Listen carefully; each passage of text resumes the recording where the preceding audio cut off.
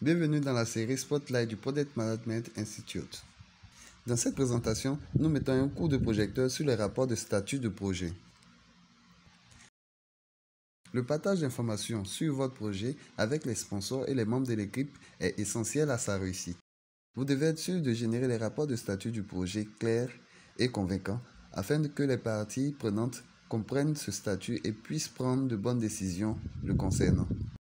Les éléments à inclure dans le rapport de statut dépendent de ce qui compte le plus aux yeux du sponsor et des parties prenantes de votre projet. Dans la plupart des cas, le plus important est d'indiquer si le projet est en de bonne voie de se terminer, dans les délais et dans les limites du budget. Vous devez déterminer cela en recueillant des données sur les tâches et les problèmes susceptibles d'avoir eu un impact sur le projet.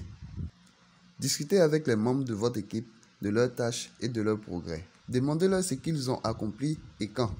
Demandez-leur quand ils ont commencé une tâche et combien de temps il a fallu pour la terminer.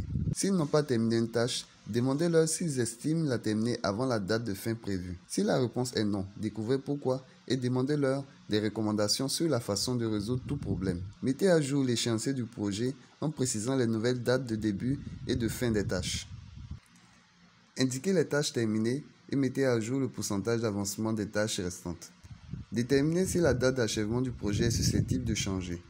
Vous pouvez ensuite utiliser ces informations pour estimer le budget restant nécessaire à la réalisation du projet. Lors de la rédaction du rapport de statut, vous devez traiter directement toute question avec le sponsor et les parties prenantes du projet. De nombreux chefs de projet utilisent les couleurs des feux de circulation pour indiquer simplement le statut de l'échéancier et du budget.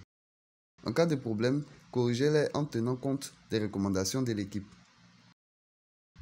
Quel que soit le format choisi, communiquez toujours la progression globale du projet en amont. Veillez à inclure un résumé du statut et des problèmes éventuels. Enfin, ajoutez les détails de ce qui a été accompli, la façon dont les problèmes ont été traités, puis montrez comment l'échéancier du projet est impacté.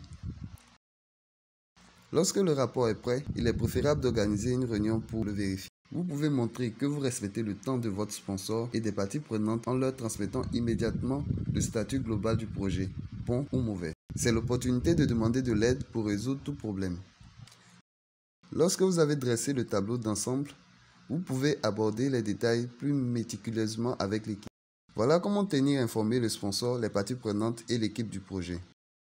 Merci d'avoir utilisé la rubrique Spotlight du PMI sur les rapports de statut de projet. Pour plus d'informations sur la certification, l'adhésion et les services du Project Management Institute, visitez notre site internet www.pmi.org.